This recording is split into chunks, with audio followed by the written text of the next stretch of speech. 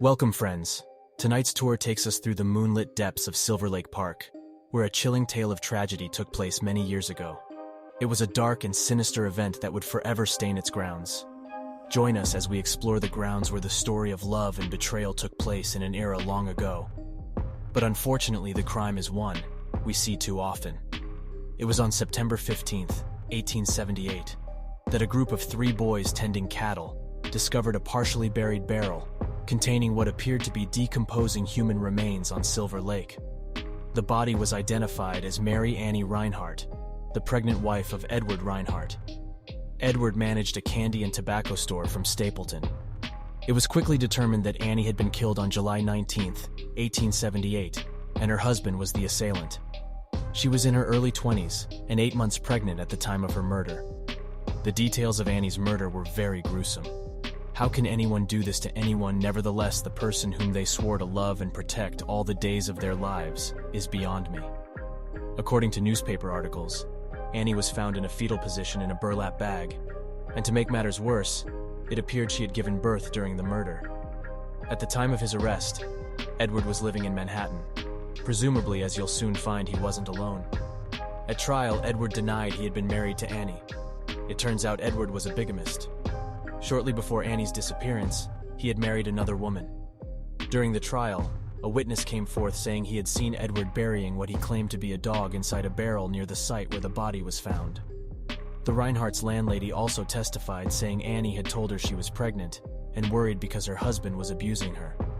The landlady also said Edward moved out that July and told her that he needed to deliver a heavy barrel to his sister's house. The evidence seemed to be piling up against him. Reinhardt was found guilty and sentenced to hang for the murder of Mary Ann Degnan Reinhardt. He was sent to the Richmond County Jail and spent his time making miniature models out of wood and painting murals on his cell wall. He was accompanied by his 3 cats. Yes, you heard that correctly, the cats were in jail with him. On the night of his execution, Edward was said to have smoked a few cigars and tore up a letter from his second wife updating him regarding their child. He requested that his cats be taken care of. Hundreds of people were expected to come for Staten Island's first execution. It had been a little more than 100 years since the county's last execution. It is said the gallows used were built especially for Reinhardt. Edward Reinhardt was hanged on January 14, 1881, in the courtyard behind the Richmond County Courthouse in historic Richmond Town. He was pronounced dead by the attending physician 13 minutes after the sheriff gave the signal. Edward was buried in Silvermount Cemetery, near Silver Lake Park.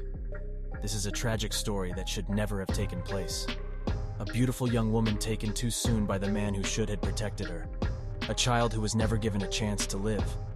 Another woman left to care for a child whose father was put to death for the murder of his or her half-sibling. At the end, Edward showed more love and affection to his cats than the people who loved and trusted him.